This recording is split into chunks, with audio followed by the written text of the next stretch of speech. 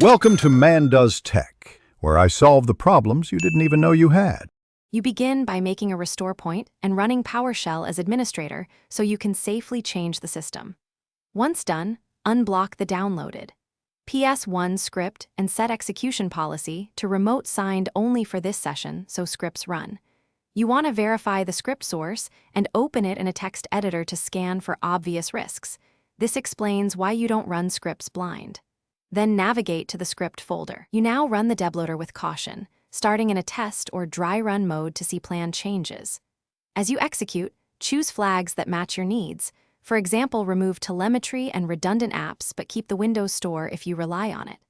Make sure to pipe or redirect the console output to a log file so you can review each action later. If prompts appear, take a moment to read them and confirm only the steps you understand. Finish by rebooting and verifying key functions like updates, audio, and the Start menu. You should inspect settings and the installed apps list to confirm what changed. If something breaks, restore your system from the restore point you made earlier. This is why you created it.